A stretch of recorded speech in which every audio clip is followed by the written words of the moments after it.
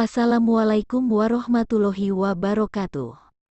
Sahabat muslimin rahimakumullah, kisah tentang malam Lailatul Qadar atau malam 1000 bulan, berawal dari seorang Nabiullah yang bernama Nabi Syam'un al-Ghazi alaihi salam, yaitu seorang nabi dari kalangan Bani Israel. Beliau adalah hakim ketiga terakhir pada zaman Israel kuno.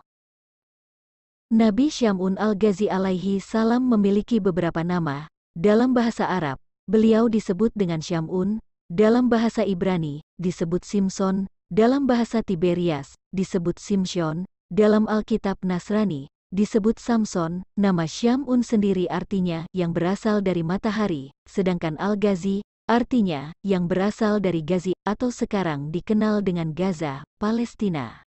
Suatu ketika Nabi Muhammad SAW berkumpul bersama para sahabat di bulan suci Ramadan, Nabi Muhammad SAW terlihat tersenyum-senyum sendiri.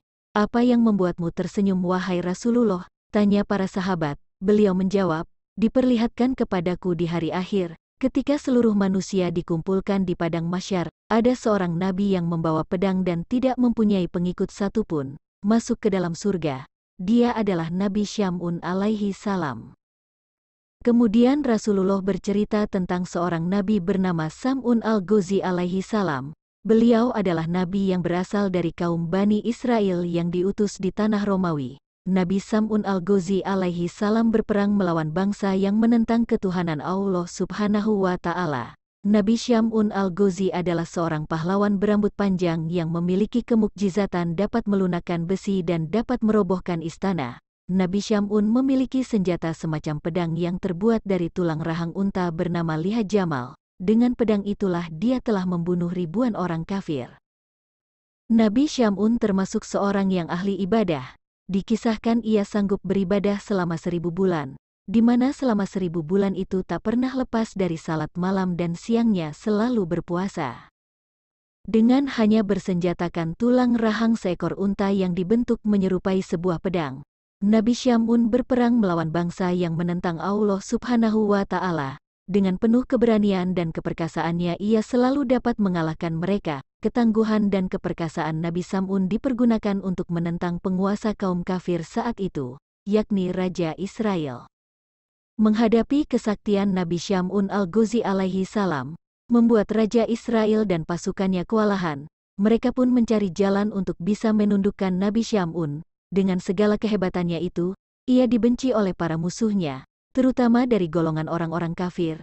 Akhirnya, dibuatlah rencana untuk membunuh Syam'un dan sang Raja Israel pun mencari jalan untuk menundukkan Nabi Syam'un. Berbagai upaya pun dilakukan oleh Raja Israel. Sehingga akhirnya atas nasihat dari para penasehatnya kemudian diadakan sayembara. Barang siapa yang dapat menangkap Sam'un al-Ghazi akan mendapat hadiah emas dan permata yang sangat berlimpah. Akhirnya ide licik pun ditemukan. Mereka menawarkan hadiah berupa uang dan perhiasan yang berlimpah kepada istri Nabi Syam'un, dengan syarat ia bersedia melumpuhkan suaminya. Istri Nabi Syam'un yang ternyata seorang kafir, sangat tergiur oleh hadiah itu. Mereka kemudian memanfaatkan istri Nabi Syam'un untuk ikut membantu membunuh Nabi Syam'un alaihi salam. Setelah dirayu dengan imbalan yang menggiurkan, sang istri menyetujui ajakan kaum kafir untuk membunuh Nabi Syam'un suaminya sendiri, karena tergiur iming-iming harta benda yang berlimpah. Maka orang kafir memberikan ide agar dia mengikat tangan dan kaki Nabi Syam'un sewaktu tidur, untuk kemudian akan dibunuh dengan beramai-ramai. Para pembesar kaum kafir berkata, "Kami akan memberimu seutas tali yang kuat, maka ikatlah tangan dan kakinya ketika dia tidur. Nanti setelah itu kamilah yang akan bertindak untuk membunuhnya." Pada hari pertama, istri Nabi Syam'un gagal karena ketiduran, yang disebabkan karena suaminya terlalu lama mengerjakan salat malam. Lama waktunya itu sehingga membuat istri Syam'un tak kuasa menahan kantuk yang amat sangat. Memang Nabi Syam'un tidurnya hanya sedikit saja dalam semalam, di mana malam-malamnya hanya dipergunakan untuk beribadah kepada Allah Subhanahu wa Ta'ala. Keesokan harinya, istri Syam'un melapor kepada pembesar kaum kafir bahwa dia belum berhasil mengikat tangan dan kaki suaminya. Mereka pun tidak mempermasalahkan hal ini dan terus memotivasi istri Nabi Syam'un. Pada hari kedua istri Syamun berhasil mengikat suaminya ketika tidur dengan seutas tali yang kuat. Tatkala Syamun bangun dan ingin beribadah kepada Allah, ia terkejut karena kedua kakinya dalam keadaan terikat. "Wahai istriku, siapakah yang mengikatku dengan tali ini?" tanya Nabi Syamun kepada istrinya. "Akulah yang mengikatnya, hanya sekedar menguji, sampai sejauh mana kekuatanmu," jawab istrinya. Nabi Syamun dengan mudah dapat melepaskan tali yang mengikatnya hanya dengan satu ucapan doa. Kemudian Nabi Syamun bergegas menuju tempat peribadatannya untuk melakukan salat malam. Maka gagallah rencana mereka pada hari kedua itu. Namun setelah itu, musuh-musuh kafir datang lagi dengan membawa rantai dan istri Nabi Syamun siap mengikat suaminya lagi pada keesokan malamnya. Pada hari ketiga istri Nabi Syamun berhasil mengikat lagi suaminya yang sedang tidur dengan rantai yang diberikan oleh orang-orang kafir. "Wahai istriku, siapakah yang mengikatku kali ini?" tanya Nabi Syamun dengan nada agak marah ketika terbangun dari tidur.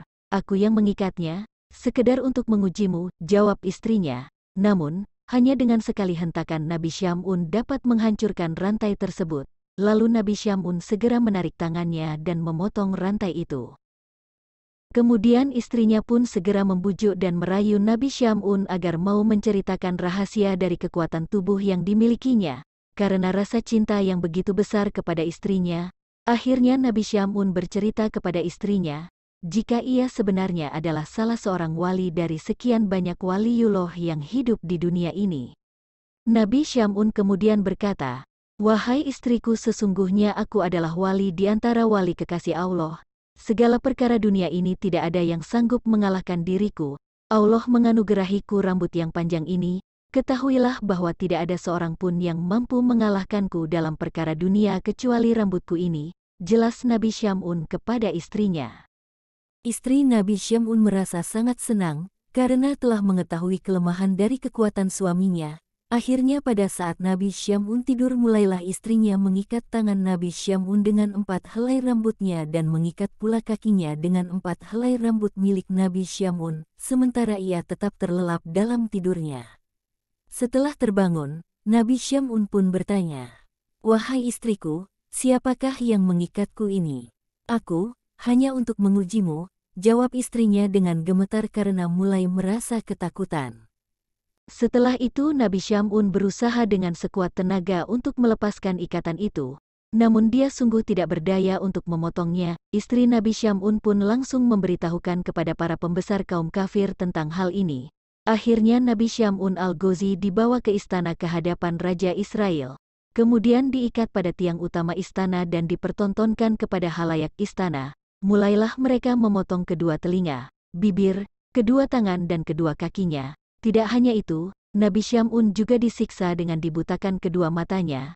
Mereka menyiksa Nabi dengan tujuan agar Nabi Syamun mati secara perlahan. Istrinya yang durhaka itu, ikut pula menyaksikan penyiksaan tersebut tanpa rasa belas kasihan sedikit pun. Astagfirullah, sungguh biadab orang-orang kafir itu. Begitu hebatnya siksaan tersebut, membuat Allah Subhanahu wa Ta'ala memerintahkan malaikat Jibril berbicara dengan suaranya yang hanya bisa didengar oleh Nabi Syamun al-Ghazi alaihi salam. "Hai Syamun, apa yang engkau inginkan? Aku akan menindak mereka." Nabi Syamun pun menjawab, "Ya Allah, berikanlah kekuatan kepadaku hingga aku mampu menggerakkan tiang istana ini, dan akan kuhancurkan mereka dengan segala kekuatan darimu."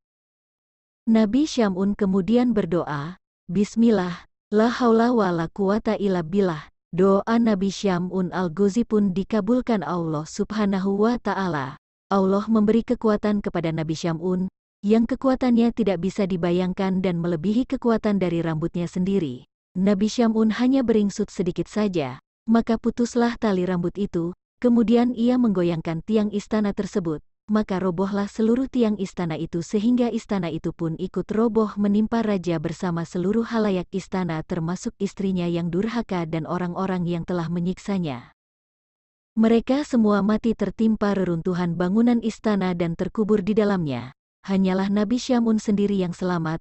Lalu Allah mengembalikan seluruh anggota badan Nabi Syamun yang telah terpotong dan menyembuhkan segala rasa sakitnya.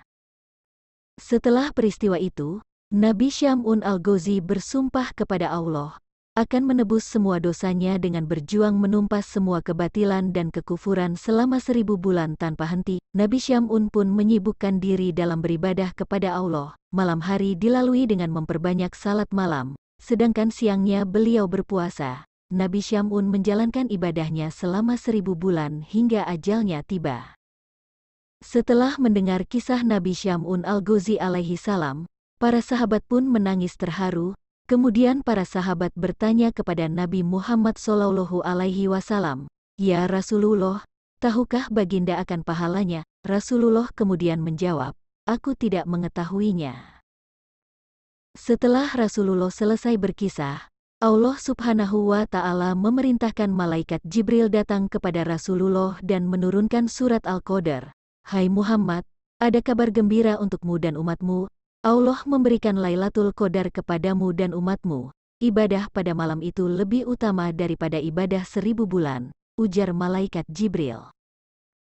Allah Subhanahu wa Ta'ala berfirman dalam surat Al-Qadar ayat 1-5, yang artinya, "Sesungguhnya kami telah menurunkannya Al-Quran pada malam kemuliaan, dan tahukah kamu apakah malam kemuliaan itu? Malam kemuliaan itu lebih baik dari 1000 bulan. Pada malam itu turun malaikat-malaikat dan malaikat Jibril dengan izin Tuhannya untuk mengatur segala urusan. Malam itu penuh kesejahteraan sampai terbit fajar."